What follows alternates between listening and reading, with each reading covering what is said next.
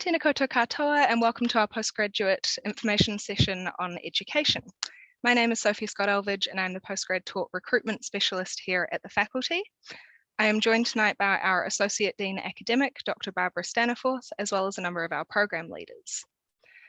We're just going to give you an overview of some of our programs, and then if we have time at the end, we will have a quick Q&A session as well. Just some basic housekeeping before we do get started. I just want to let you know that this session is being recorded. So if there is anything that you want to go back over, then we will send this out to you and you are free to go back over that recording. If you do have any questions during the presentation, please do use the Q&A function in the Zoom. There is a chat box as well, but we do ask that you use the Q&A so that we can go through those at the end if we do have time. So without any further ado, I'll hand you over to Dr. Barbara Staniforth to get us started. Kia ora koutou, ko Barbara Staniforth to Kuingoa, and I'm the Associate Dean Academic in the Faculty of Education and Social Work. And it is my true pleasure to be here this evening with you. It's always a bit funny in a webinar because we don't get to see you, but we hope that you're able to get a sense about who we are, because I think that's a really important part about your educational experience if you come into our faculty. Can you change slides, please, Sophie? So there are several reasons why we think that that our faculty offers some pretty fantastic experiences for our postgraduate students. And I guess one of the things that gives us a lot of pleasure is the fact that this year, again, we have ranked 37th in the world in terms of the QS rankings for education. So if you think about the number of educational kind of faculties in the world, 37 is pretty darn good. And also within Aotearoa, we are number one. So I know it's not really good to kind of blow your own horn, but I think it's important that people have that awareness when they're thinking about where they want to study. So alongside those ratings come some really fantastic instructors. So you'll meet some of them tonight, but they bring with them a whole range of experiences in terms of both their teaching and their research. So we're very, very lucky at the faculty to have some of the best people in the world in their fields teaching into our postgraduate programs. So the programs you'll hear about tonight, we believe are relevant. They are focused on what it is that you want to learn about in terms of any number of reasons why you might decide that you want to engage in postgraduate work. Be that you want to develop your career and maybe gain promotion. Maybe it's about improving your practice in the classroom or as a leader in the field.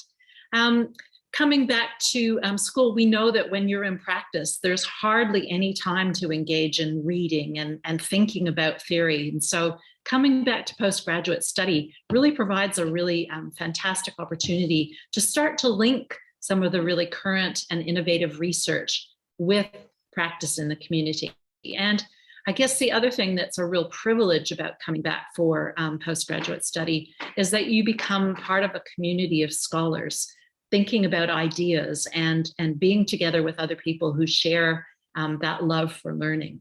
So again, you'll hear a lot about the programs that we have on offer.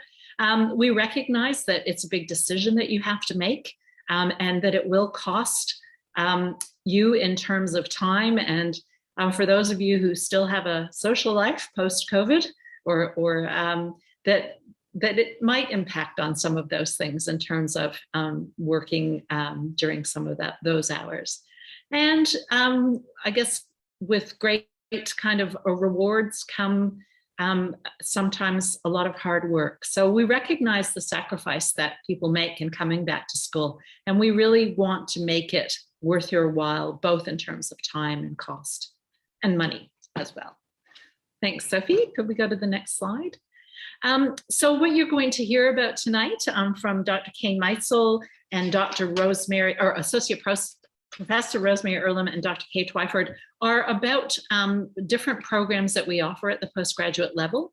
You will hear about some that start with the availability of a postgraduate certificate or diploma, and move into the opportunity for masters. And you will hear also about some that are at the postgrad cert and diploma levels.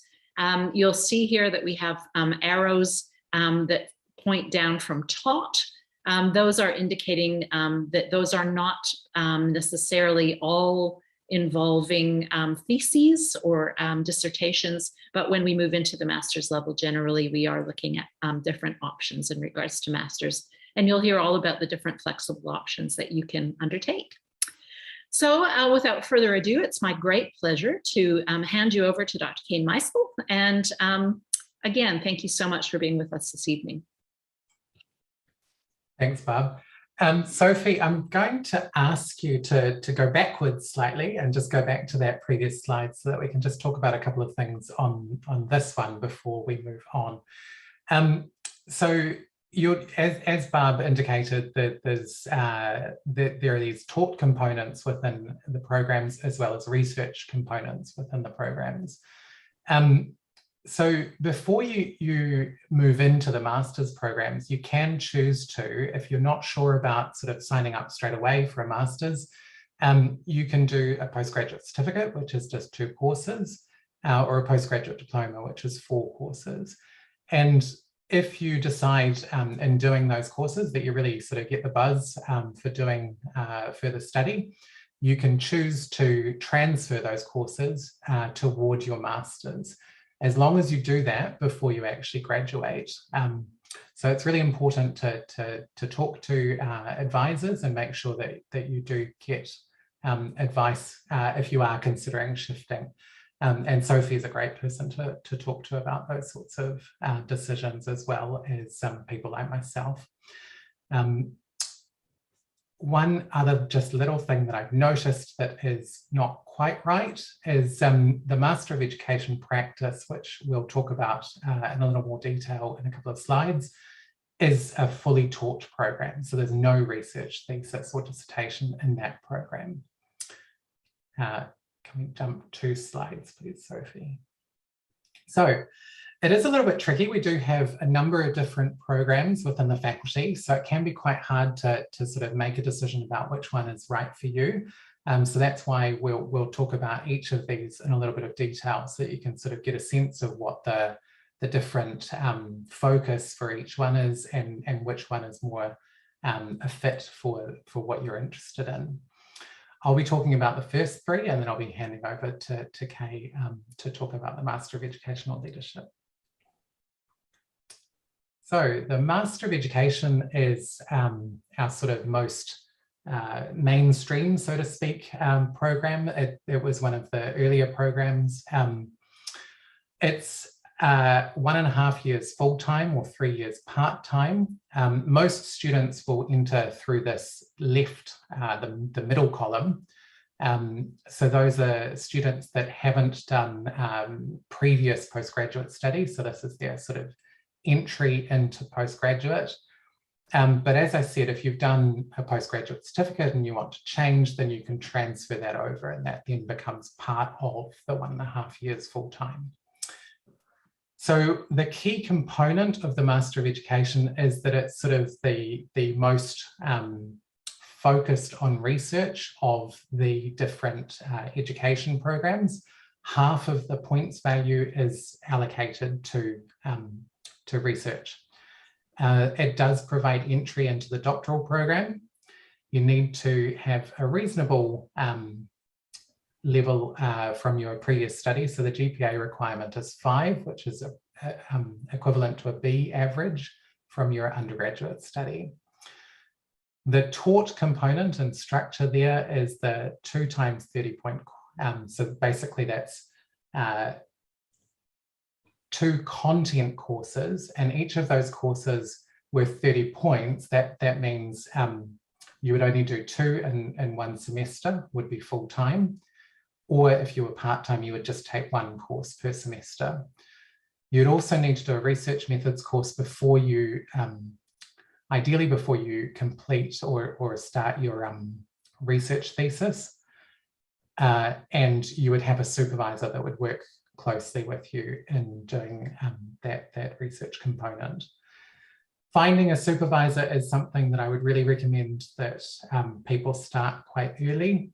So, you know, it's not something to panic about. It's not something that you need before you sign up, but it is something that you should be sort of thinking about as you're going through your first course, putting out some feelers, emailing different possible supervisors to sort of gauge their interest and potential alignment with your own research and as well as their expertise.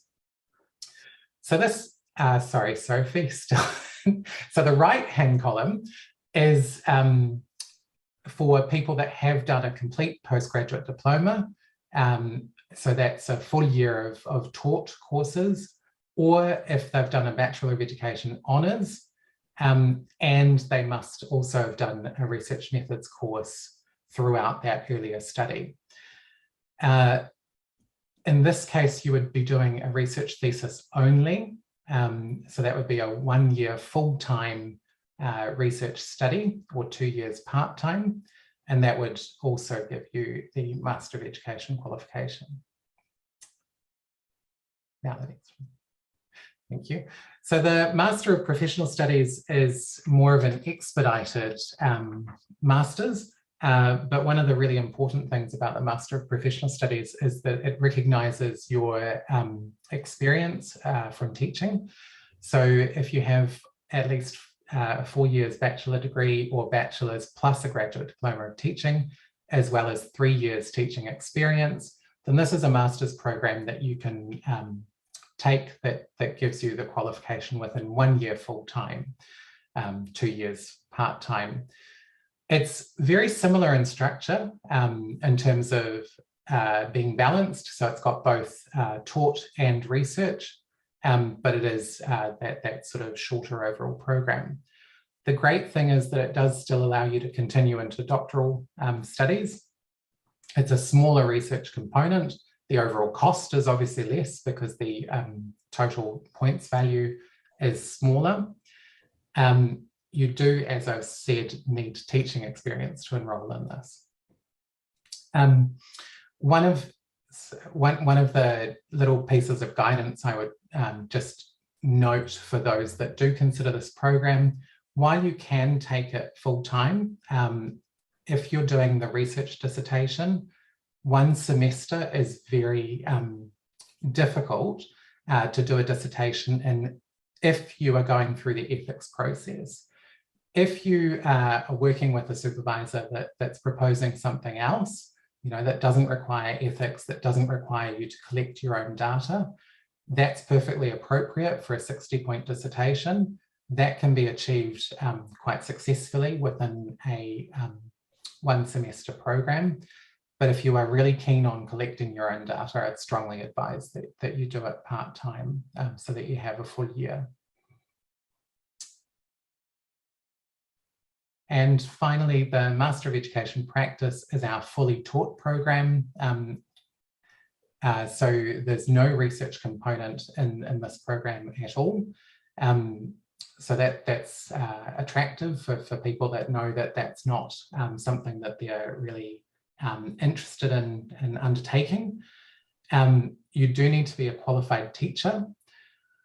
It does mean, because it is a taught program, you can't continue on to doctoral studies. So if you're keen to keep that pathway maybe open, you know, obviously you don't sort of want to necessarily decide that straight away, then one of the other programs might be more appropriate. But if you know that that's sort of the pathway that you're on, and you're wanting to upskill to learn things that are really relevant to your practice, then it's a great program for that kind of objective. Again, similar to the postgraduate certificate, if you get in part way and you've done a couple of courses and you discover that you're actually doing extremely well, you've got A's, and you sort of think, hey, I'd really like to actually consider transferring to a research pathway, that is something that you can also discuss. And in many cases, we can apply both of the courses with no overall cost in terms of loss of time or money. But it is important to talk to us about that. Sort of by the time you finish your second course, ideally. Otherwise, you're more likely to need to make up extra points. So this middle pathway, the 120 points 1 year full-time, is for people that come in with graduate or postgraduate diploma, a Bachelor of Honours, a Bachelor of Education, as well as 1 or 2 years of teaching experience. So there's really very little difference between these two pathways other than the entrance. So depending on what you have at entry will determine whether you need to do 120 points for this qualification or 180 points. And the only difference is that you get to choose an extra 2 courses, 2 content-related courses in the larger program. So just a brief summary of the kind of key differences between them. So the Master of Education, they're really, you know, there is the 1 to 1.5 years for each of these 3 master's programs. The Master of Education has the large research component, whereas the Master of Professional Studies has a smaller component.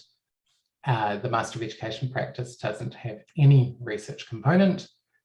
As a result, you can't continue into the doctoral program. The other 2 you can.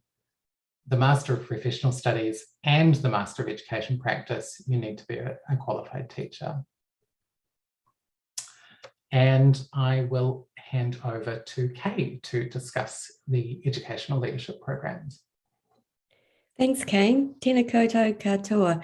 And I just want to say that the Educational Leadership Masters builds on and is a kind of a subset from what Kane's already said. The same ideas of taught and research and certificates and diplomas all fit with this. But the Educational Leadership Masters is aimed at school leadership. It's aimed at promoting leadership so we can improve outcomes for learners, as well as advancing your own career.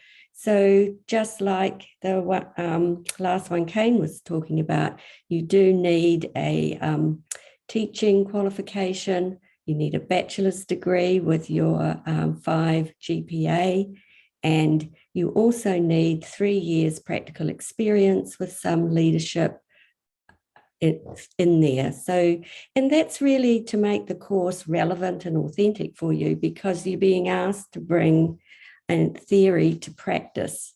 And so it is a real strength that you need to have that leadership background as well. So let's have a look. So the Masters of Educational Leadership has 2 pathways. There's just like Kane was saying, there's a taught pathway and a research pathway. Whether you do it with the faculty or the new program, Auckland Online. So I'll start with the faculty program, and that's where you can choose whether you do research or taught, and it's a 180 point. It can have, if it's taught, it's 6 papers, it's online delivery or face-to-face on the Epsom campus.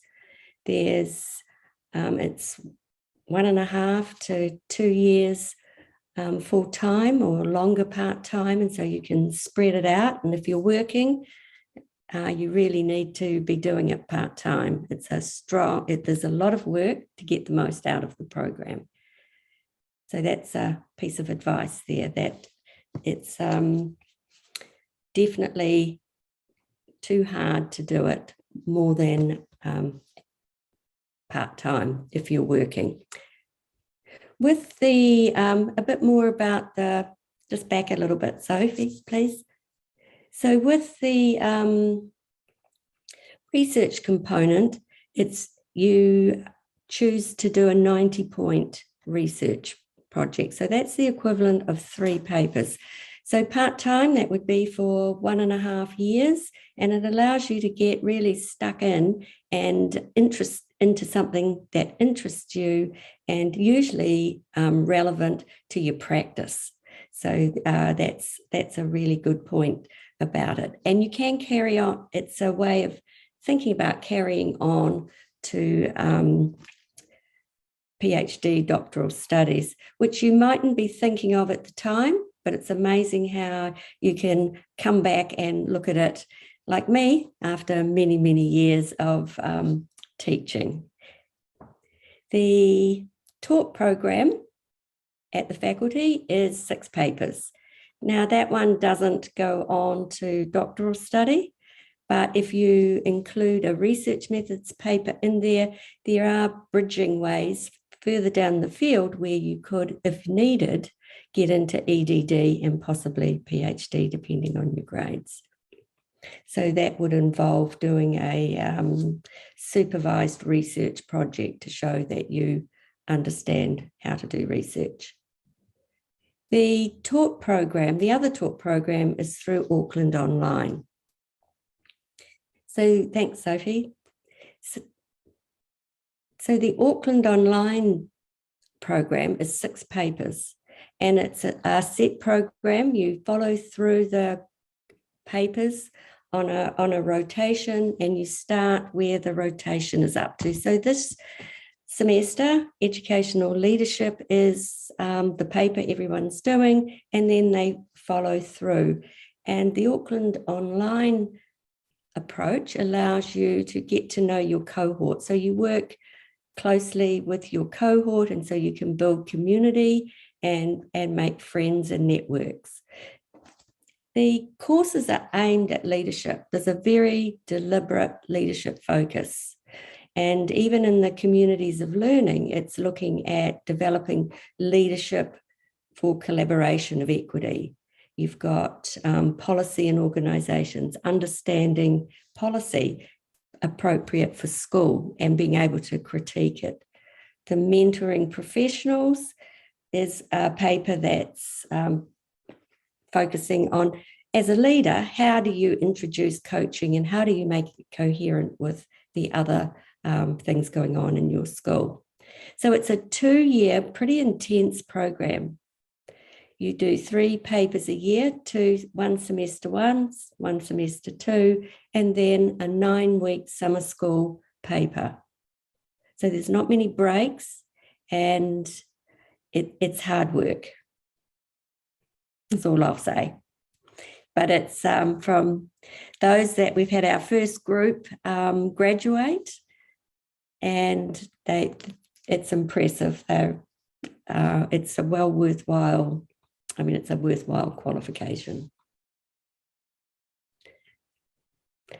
So the Ed Leadership, where can it take you? It can take you anywhere across any of the sectors.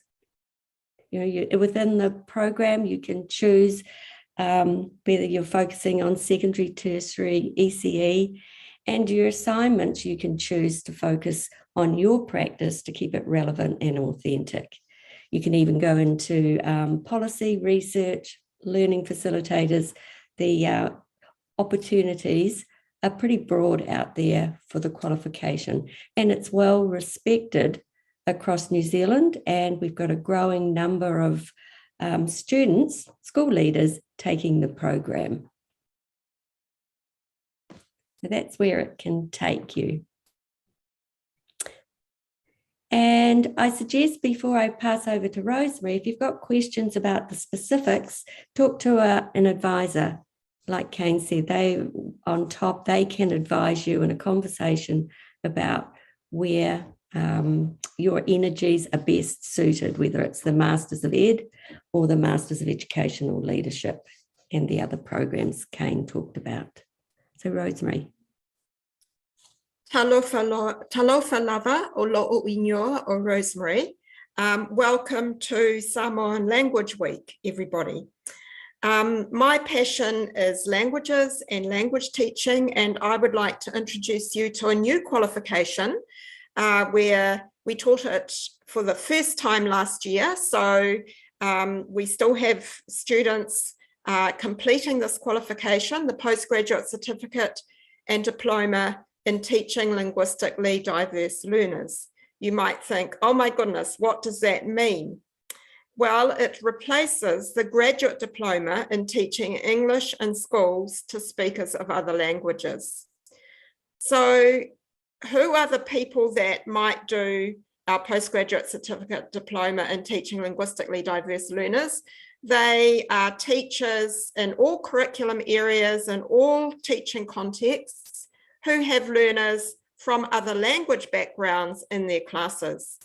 I was looking at the 2018 census figures for Auckland yesterday, and there in Auckland, there are 56% of people who are from European backgrounds. So that's 46% of people from Pacifica, Maori and Asians and other speaking backgrounds, other language speaking backgrounds. So Auckland is incredibly multicultural and incredibly multilingual. And that's something we really want to celebrate. That's a wonderful asset that a child brings to the classroom, to come from a different, an additional language background, additional cultural background. But of course, we want them to flourish in the classroom. And research shows that English language learners, they do best when they are allowed to be in mainstream classrooms with their peers, and when they have support, the support that they need in terms of language to be able to access the curriculum content. And so this is what we aim to do in this qualification, is give teachers the skills to teach these English language learners, but also to help these learners, to also stress to them the importance of them maintaining fluency and proficiency in their heritage languages. That's something that we are also very passionate about. So what do you need to do to, or what, if we move on to the next slide, please, Sophie. This is a qualification that has 2 tiers. So it can be completed as a postgraduate certificate, 2 years part-time, and there are 2 core courses which are delivered over 2 years in weekly lectures or workshops. And for most of our students, the core courses are funded by Ministry of Education TESOL scholarships, which we'll talk about in a minute. We hope that most of our students will be so inspired by our core courses that they will want to go on and complete the diploma, which is another 2 elective courses, most of which are probably taught in the school holidays and on Saturdays, or maybe even at summer school. And of course, with the postgraduate diploma, teachers are very well placed to be able to be agents of change in their school, to be able to take over leadership positions for English language learners. I will also say I've made quite an emphasis about mainstream teachers. So at the moment we have teachers of maths and science, physical education in our program, but we also have teachers that are dedicated to teaching English as a second language as well.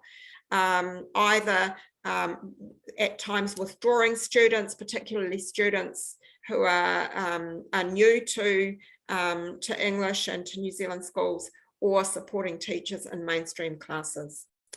Next slide, please, Sophie. So if you are interested in our program, you will be a registered teacher with 2 years professional experience in a New Zealand early childhood centre, primary or secondary context.